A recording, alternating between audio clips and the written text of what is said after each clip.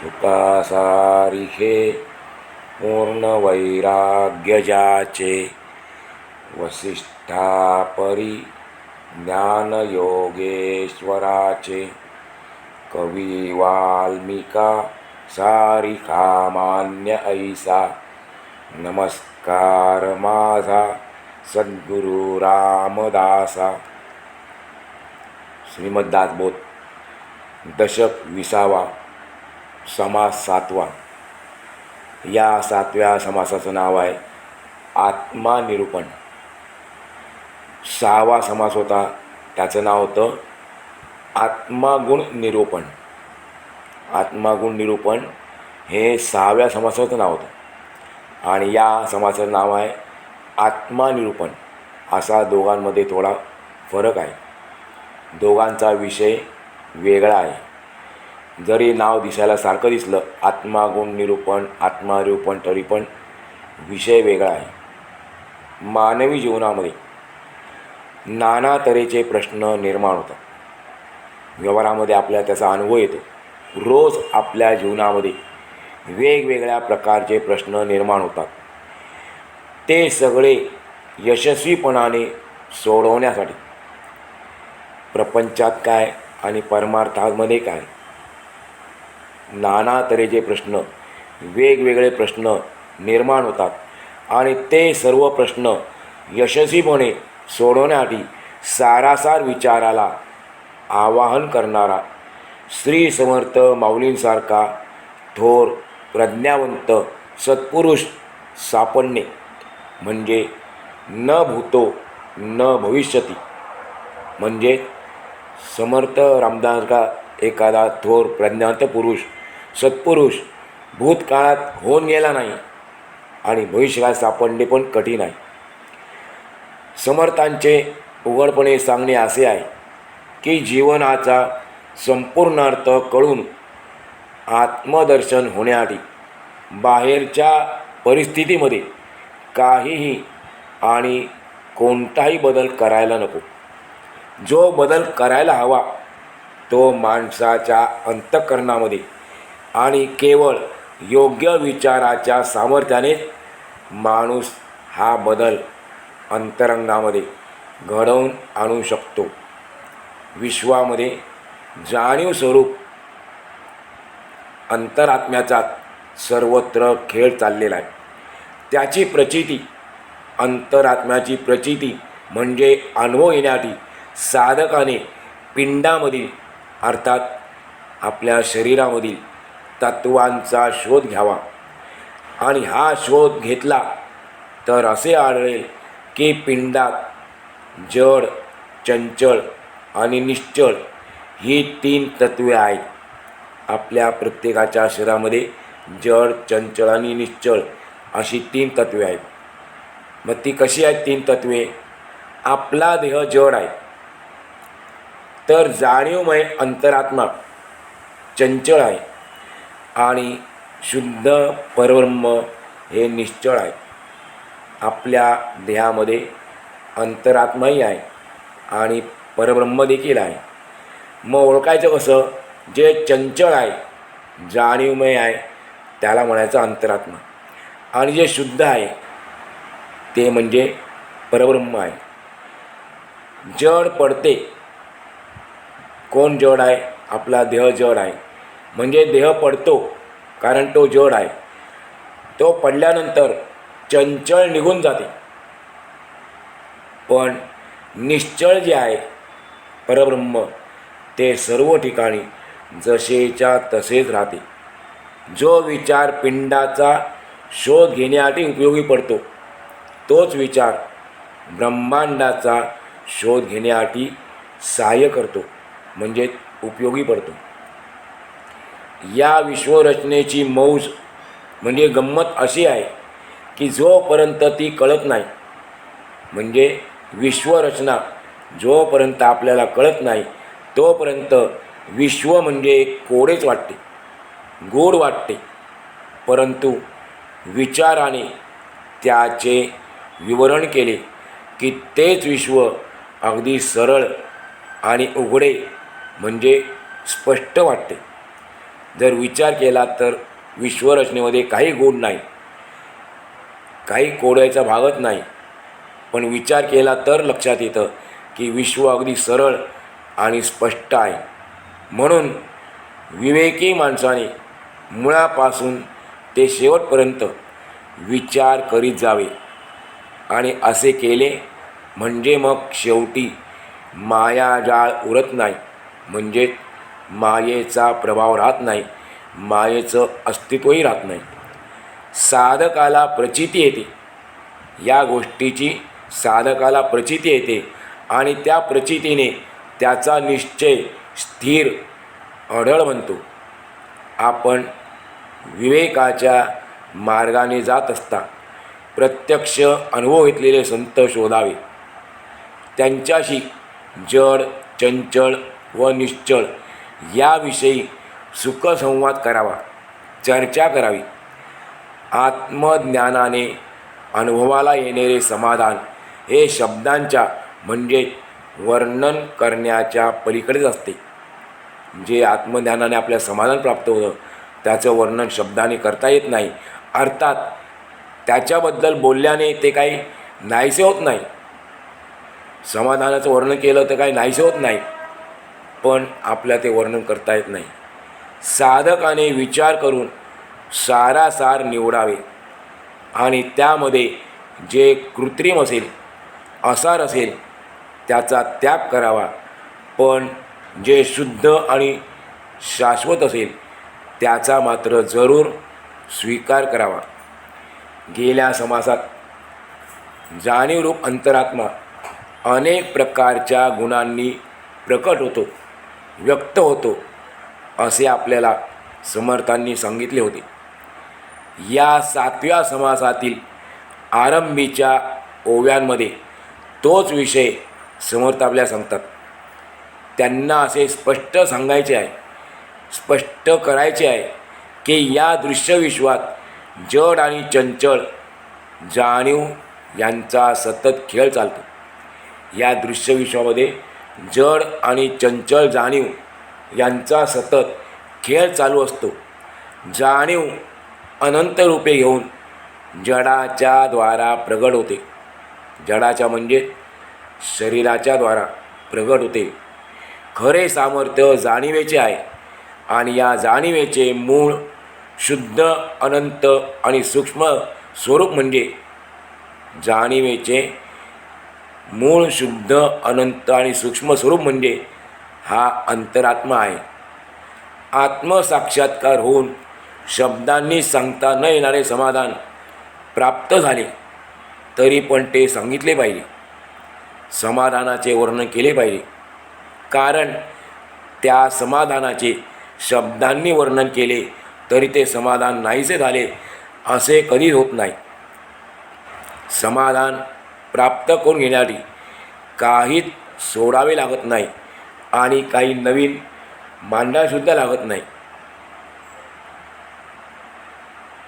एका विचाराने त्याचा शोध घेतला तर ते आपल्याला कळते. मुख्य काशी विश्वेश्वर, मग सेतुबंध रामेश्वर, मल्लिकार्जुन, भीमाशंकर अशी मुख्य 12 ज्योतिर्लिंगे आहेत. त्याशिवाय आणखीसुद्धा पुष्कळ लिंगे आहेत. त्यांची प्रचिती अनेक लोकांना येते, पण हे सर्व आत्म्याचे गुण आहेत. पृथ्वीवर अनंत शक्ती आहेत, अनेकांना त्याचा साक्षात्कार होतो. त्या शक्तींचा अनेकांना साक्षात्कार होतो. त्या शक्तींचे अनेक चमत्कार दृष्टीस पडतात. त्याप्रमाणे अनेक देवांच्याही सामर्थ्यसंपन्न मूर्ती आहेत. हे आत्म्याचेच गुण आहेत. अनेक सिद्ध पुरुषांचे सामर्थ्य, अनेक मंत्रांचे सामर्थ्य, सर्पांच्या मस्तकावरील मण्यांमध्ये असणारे सामर्थ्य, अनेक वनस्पतींचे सामर्थ्य, अनेक तीर्थांचे आणि क्षेत्रांचे सामर्थ्य अशी सर्व प्रकारची सामर्थ्ये म्हणजे आत्म्याचे गुण आहेत. जेवढे म्हणून उत्तम गुण आहेत तेवढे सगळे आत्म्याचे लक्षण समजावे. परंतु जेवढे बरे वाईट आढळते ते सुद्धा आत्म्यामुळेच असते हे आपण लक्षात ठेवावे. आत्मा शुद्ध असला म्हणजे तो उत्तम गुण प्रगट करतो आणि तोच आत्मा मिश्रित असतो तेव्हा तो अवलक्षणे कुलक्षणे प्रगट करतो. बरी वाईट सगळी करणी अखेर आत्म्याचीच असते. अनेक प्रकारचा अभिमान धरणे, प्रतिसृष्टी निर्माण करणे, अनेक प्रकारचे शाप देणे ही सगळी आत्म्याची लक्षणे आहेत. स्वामीजी सांगतात, साधकाने आपल्या देहाचा नीटपणे शोध घ्यावा. त्यासाठी स्थूल आणि सूक्ष्म तत्वे शोधून काढावी. तत्वांचा शोध केल्याने असे आढळते की देह जड आहे आणि तो पंचभूतांचा आहे. देहामधील चंचलता किंवा जाणीव हा अंतरात्म्याचा गुण आहे. त्याचबरोबर निश्चळ ब्रह्म हे सर्वव्यापी असल्याने ते नाही असे स्थानच नाही.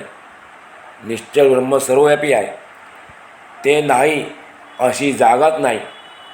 आपला पिंड म्हणजे जडदेह, चंचळ अंतरात्मा आणि निश्चळ परब्रह्म ही तीन तत्वे मिळून आपला देह बनतो, आपला पिंड बनतो. या तत्वांचा निवाडा आपल्या पिंडातच आपण करून घ्यावा. अनुभव घेतल्या वाचून जर बोलले तर त्या बोलण्याला वजन येत नाही, महत्त्व प्राप्त होत नाही. अंतरात्मा पिंडातून निघून जातो. त्या प्रसंगी तत्वांचा निर्णय ध्यानात येतो. आपल्या देखत अगदी पाहता पाहता आपला देह जड होऊन पडतो, हालचाल करत नाही. जड तेवढे निश्चेष्ट असते. जे जे जड आहे, जड आणि जड फरक आहे.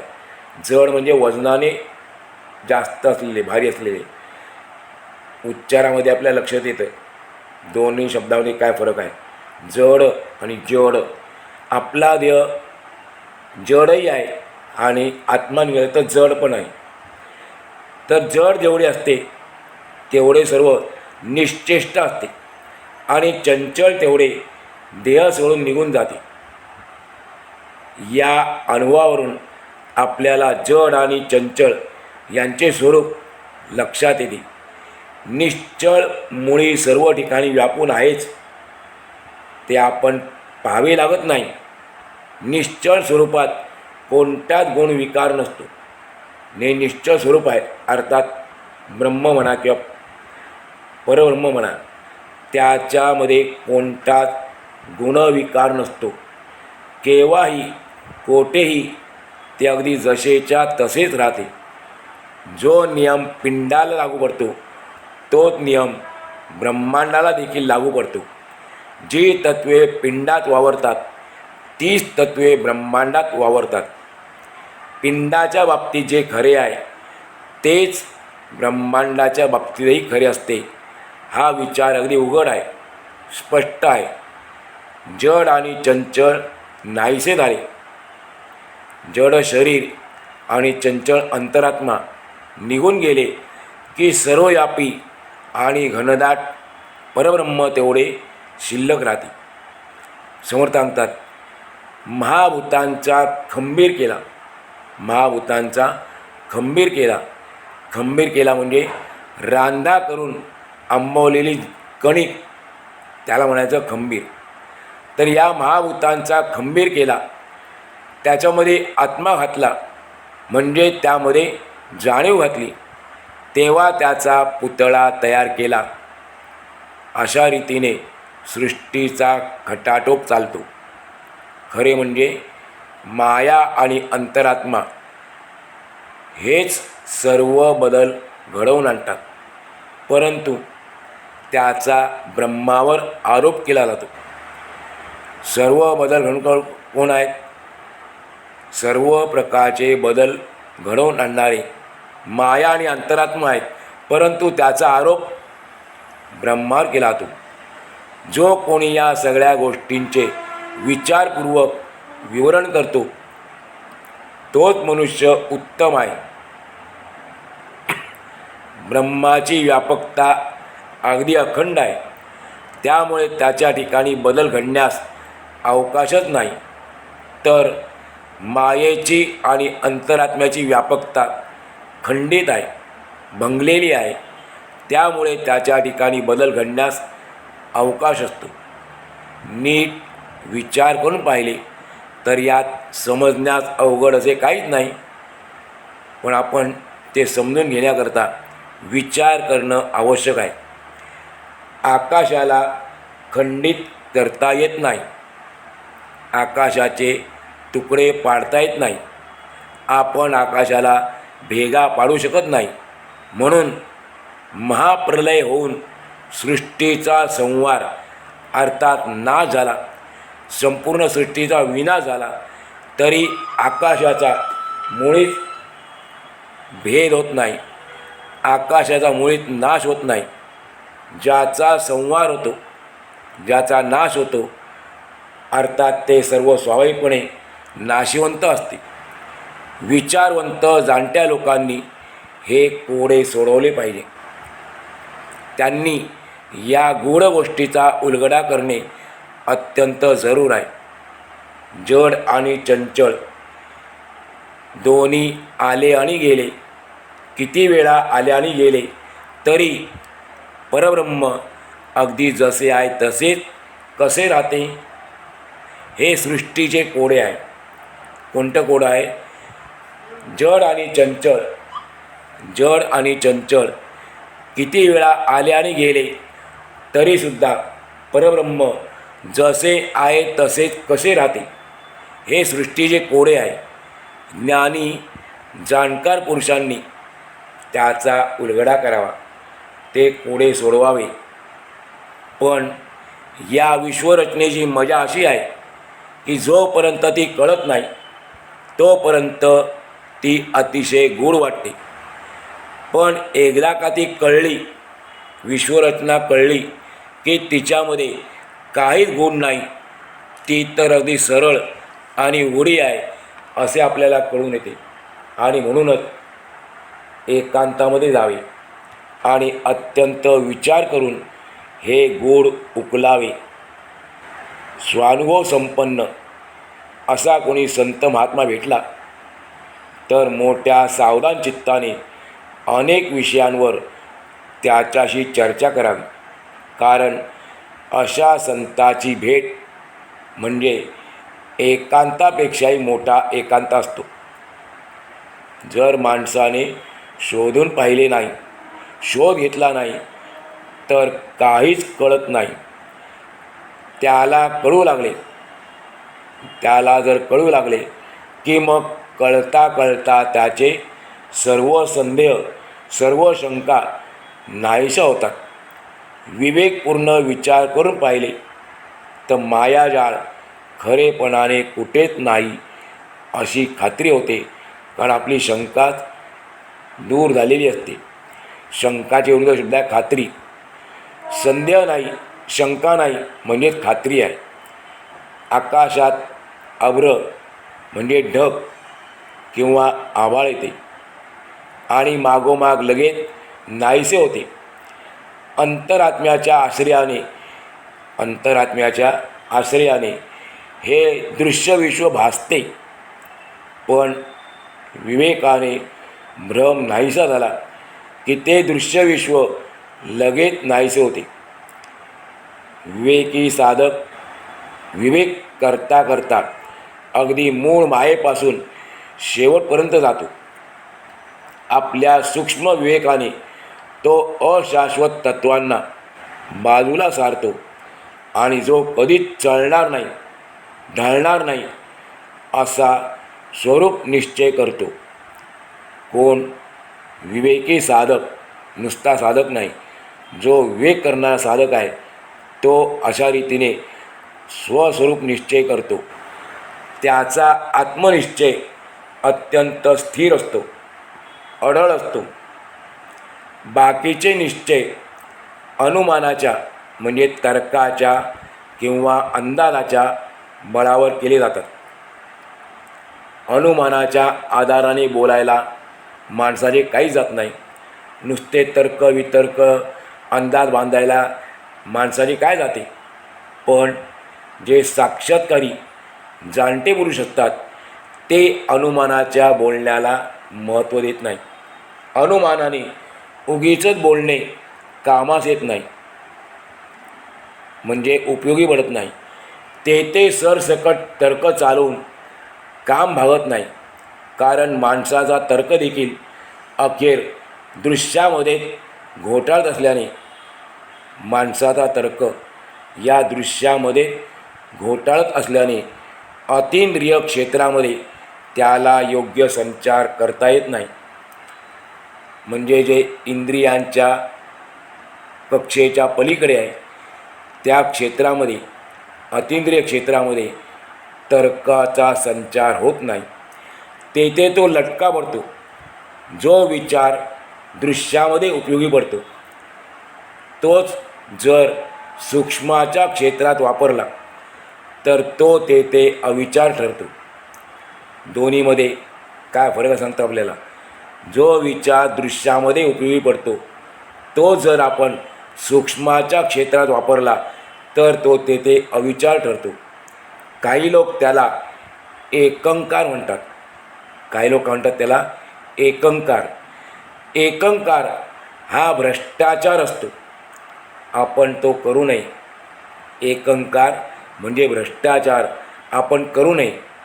जे कृत्रिम आहे, असार आहे ते सर्व सोडून द्यावे. जे शुद्ध असेल ते मात्र घ्यावे. त्याचा जरूर स्वीकार करावा. पुन्हा पुन्हा समजून घेऊन सारासार निवडावे. कृत्रिम म्हणजे सत्य नसून, कृत्रिमचा अर्थ काय, जे सत्य नाही ते. कृत्रिम म्हणजे ते सत्य नसून सत्यासारखे दिसते, अर्थात ते मिथ्या होय. या मिथ्या गोष्टींचा आपण त्याग करावा आणि जे सत्य आहे, सार आहे, आपण त्याचा स्वीकार करावा. मग सार सत्य काय आहे, या जगामध्ये सार काय आहे, सत्य काय आहे, आपल्याला एका अभंगातून जगद्गुरू तुकाराम सांगतात. सत्य साच खरे, सत्य साच खरे, नाम विठोबाचे बरे. एकमेव परब्रह्म भगवंत, ज्याला अनेक नावं आहेत त्यापैकी एक नाव विठोबा. हेच सत्य आहे, हेच साच आहे आणि हेच खरे आहे. तिन्ही शब्द वेगळे असले तरी पण त्याचा अर्थ एकच आहे. विठोबाचे नाम हेच सत्य आहे, हेच साच आहे आणि हेच खरे आहे. म्हणून आपण सत्याचा स्वीकार करावा. सार आहे त्याचा स्वीकार करावा आणि असत्य आहे, असार आहे त्याचा मात्र त्याग केल्याशिवाय राहू नये. अशा रीतीने श्री दासबोधाच्या गुरु शिष्य संवादातील 20व्या दशकातील आत्मानिरूपण नावाचा 7वा संवाद पूर्ण झाला. आपण आल्याकडे आजचा पूर्ण करूया.